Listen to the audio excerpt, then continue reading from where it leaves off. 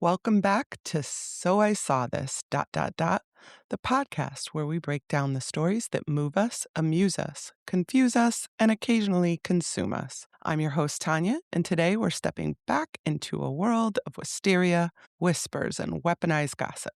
So settle in, pour something warm, and let's promenade. I hit play on episode 1 and immediately felt that old spark. The colors, the costumes, it was like Dorothy stepping into Munchkinland. Everything is suddenly brighter, richer, and just a little bit enchanted, and the music still absolutely spellbinding. Bridgerton isn't historically accurate, it's historically emotional. It gives us the feelings of the era, not the facts. It's Regency, but it's also fantasy, and honestly, that's why it works. It's a world that swallows you whole. It's been 3 years, 4 years since I saw that first episode, and I just really wanted to do this special series to go back and do basically an episode per season, 1 through 3, to recap each one before I started watching season 4. I haven't started it yet, but I plan to do an episode by episode arc on that season, on season 4.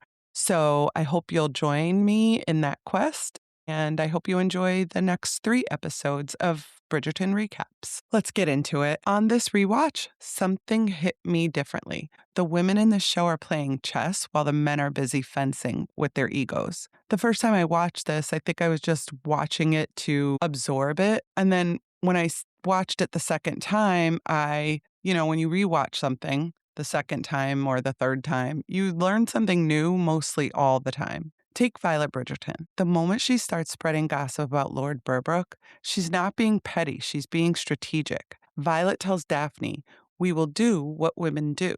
We will talk." And that line reframed everything for me. In the Regency era, women couldn't vote, couldn't inherit most property, couldn't choose their futures, but they built an underground railroad of influence. Gossip wasn't just entertainment, it was currency. Lady Danbury's salon, a political war room. The Queen's Court, a social stock exchange. Lady Whistledown, the ultimate information broker. Restricted? Yes. Powerless? Absolutely not. Daphne and Simon spent half the season in these delicious little kerfuffles. Tiny arguments that are basically foreplay with better vocabulary. Their chemistry is ridiculous. Whoever cast them deserves a raise and a fruit basket.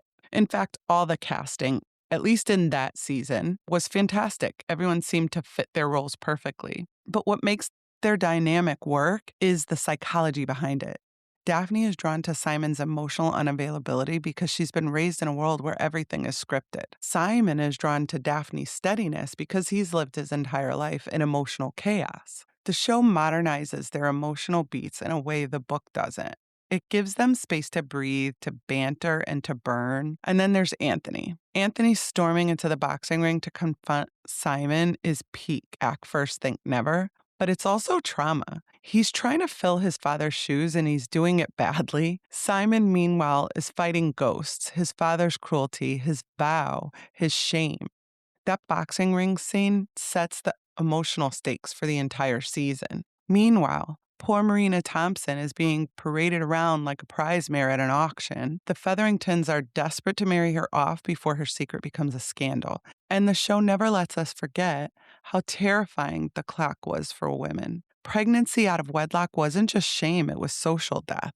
Her conversation with Penelope about pregnancy is still one of the most tender scenes of the season, tries to protect Penelope's innocence, even while her own world is collapsing. The book is harsher to Marina. The show gives her humanity, complexity, and a sense of quiet rebellion. She's not a villain, she's a survivor. On paper, Daphne and the prince are perfect. They have everything in common. He's kind, he's handsome, he's royal. What more could a girl want?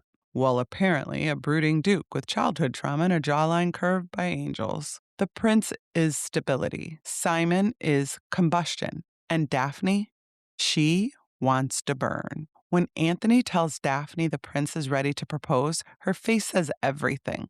Violet sees it instantly. Daphne's heart is already spoken for. And that necklace she rips off?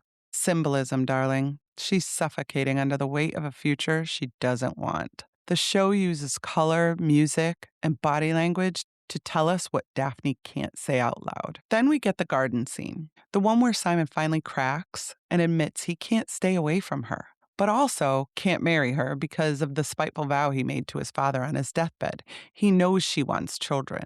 He knows she wants a family. Simon isn't rejecting Daphne. He's rejecting the version of himself his father tried to create. His vow is a trauma response, a form of self-punishment wrapped in pride. Daphne is caught between desire and duty, and the show lets that tension simmer. It's tragic, it's romantic, it's peak Regency drama, the kind of scene that makes you clutch your pearls even if you don't own any. And then there's Penelope, snapping at Eloise. The hurt on Eloise's face, palpable.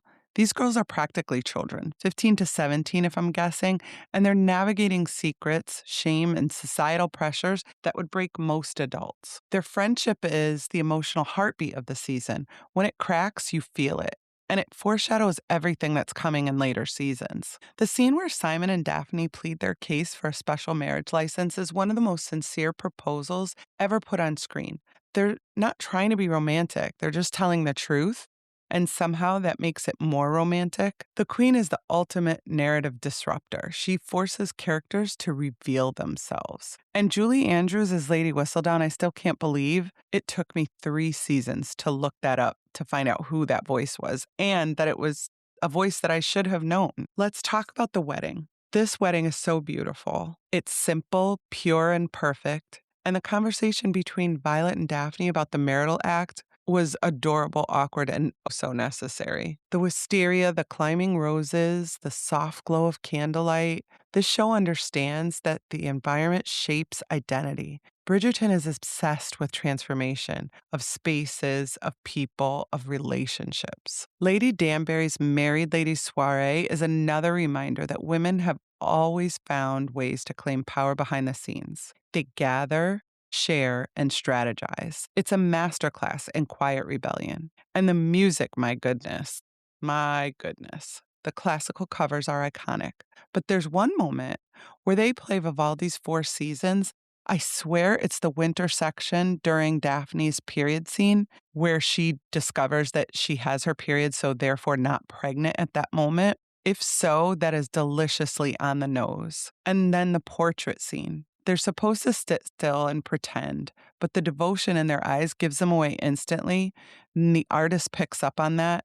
It's the moment the facade cracks and the truth spills out. Overall, this season is just fun. Daphne returning to London to help with the family business feels right. Almost everything ends as it should, and even the loss of Lord Featherington, tragic as it is, opens a door for the Featherington women. Hope grows in the strangest of places. Season 1 ends the way a good romance should. Not perfectly, but truthfully. Thank you for listening to this episode of So I Saw This... If today's episode made you smile, gasp, or immediately cue up a rewatch, make sure you're following the show so you never miss an episode. Share this with a friend who loves a good scandal or a good string quartet cover. Until next time, keep your wits sharp, your secrets safe, and your dance card open.